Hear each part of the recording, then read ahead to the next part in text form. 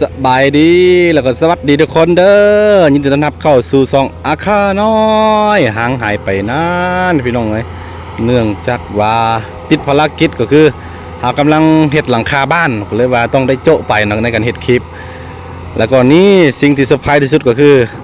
สิ่งที่เรารอคอยมาฮอดแล้วหลังจากที่เรารอมาเกือบปีเนาะปีกายนี้เฮ็ดครึ่งหนึ่งแล้วก็รถแมคโครเพระวังทางเนาะก็เลยว่าต้องได้โจ๊ะปลาไว้ไม่ได้เลี้ยงปลาทำปีกายปีนี้มาซื้อต่อนี่ก็สิได้รถแมคโครมาคือต้องบอกว่าอยู่เมืองบ่อแก้วมันบ่มีรถแมคโครจักคันนะก็เลยว่าต้องได้อาศัยแต่บนอื่นมาเฮ็ดนี่เห็นบ่ก็สิได้มาโอ้เนาะเดี๋ยวรุ่นน้ำกันว่าอีกจักมือจึงสีแล้วพี่น้องเอ้ยอันนี้คือซื้อต่อภารกิจของปีกายเจ้าของเดิมเนาะเจ้าของเดิมแต่ว่ารถคันใหม่นี่มาแตกต้นพึ่งมาจะเมืองต้นพึ่งคนเด้อเหมาะเลยพอดีฝนตกเนาะเดี๋ยวประมาณเดือน7 เดือน8กูสิได้เลี้ยงแล้วป้าให้หนองนี้ดินแข็งตัวนิดนึงเนาะพอตอนนี้อ่อนๆอยู่ตากแดดตากฝนนิดนึงมันก็น่าจะแข็งอยู่นี่ขุดไปแล้ว5-6 ชั่วโมงใหญ่กว้างพอสมควรเนาะทุกคนกว้างเด้อประมาณ60 คน60 เมตรพุ่นแหละเรือนะบางทีก็กว้างอันนี้สิเฮ็ดหนองง่ายๆเลยบ่แน่ใจว่าสิปล่อยได้ปลาได้จักตัวนี่ตัวนี้นี่พี่ๆน้องๆสาวครูเขากำลังปลูกหญ้าวัวเขตนี้เขาถางไว้ปลูกหญ้าสิเลี้ยงงัวสิเลี้ยงควายนะเห็นบ่ตัวได้เป็นดินเขาในถางออกหมดนี่เขาสิปลาได้ดินไม่ว่าปลามาดินเป็นอย่างก็ดินเปล่ามันก็เสียดายเนาะก็เราสิปลูกหญ้าเลี้ยงควายเลี้ยงงัวซะ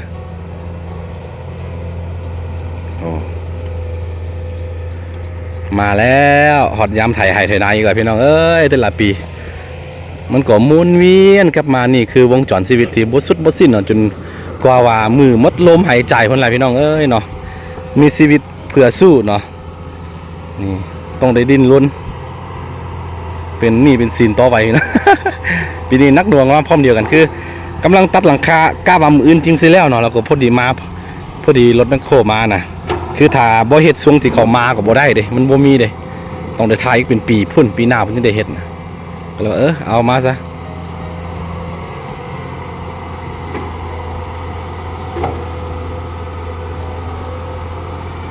เมื่อคืนเนี่ยนอนพี่นอนสวนนอนเฝ้ารถแล้วก็ฝั่งนั้นอาม่าทางไว้เนาะอันนี้เป็นดินเฮาในทางออกหมดฝั่งนั้นเฮาสิปลูกมะเพชรแล้วก็ปีหน้าเนี่ยสิได้ทางตัวนี้ออกหมดแต่นี่เนาะแต่นี่สุดพุ่น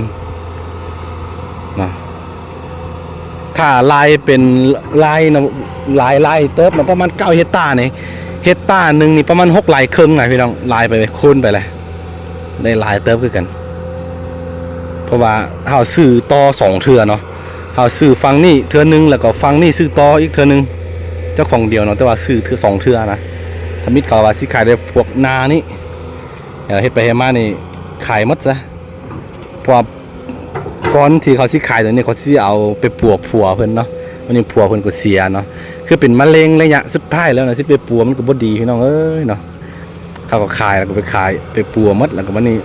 หลังจากที่ผัวเสียแล้วเพิ่นก็มาขายตัวนี้ต่อมาเมียเพิ่นก็เลยว่าซื้อไว้เนาะ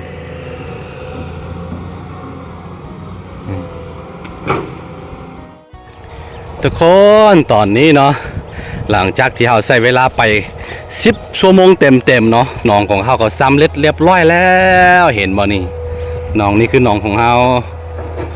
เรียบร้อยแล้วปัญหาก็คือแถวนี้จะเป็นบวกตมนะยันเดี๋ยวถ้าหน้าฝุ่นมายันซิสไลด์ไปเท่านั้นเนาะเดี๋ยวสิเดี๋ยวเอาดินนี่พี่ไปจกใส่อีกนิดนึงเรียบร้อยหมดแล้วเห็นปะนี่แล้วอนาคตเขาก็สิเฮ็ดตูบใส่หั่นเศษตูบซิวๆเป็นนางซิวๆเนาะป้าเป็นดอนน้อยๆไว้กว้างเนาะกว้างเลยแหละกว้างตอนนี้เขาก็จกเป็นหนองที่2หนองที่3นี่อันนี้คือหนองของคำวัน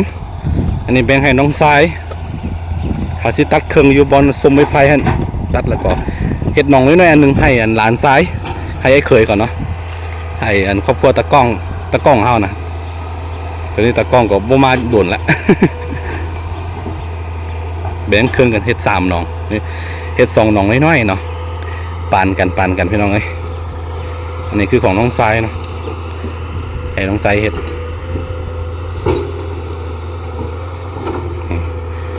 พี่น้องโอ้ก็สิแล้วตัวนี้ตัวหนองแค่นี้10ชั่วโมงเต็มเดี๋ยว2หนองนี่สิใช้เวลาเท่าใดลองเบิ่งชั่วโมงนึง 2,000 บาทพี่น้องโอ้นักหน่วงคือกันเด้อมันก็เหมาะสมแหละระยะทางก็ไกลนิดนึงแท้เลยก็น้ำมันมันก็แพงในตรงนี้ไอ้ส่วนมานี่บักห้านี่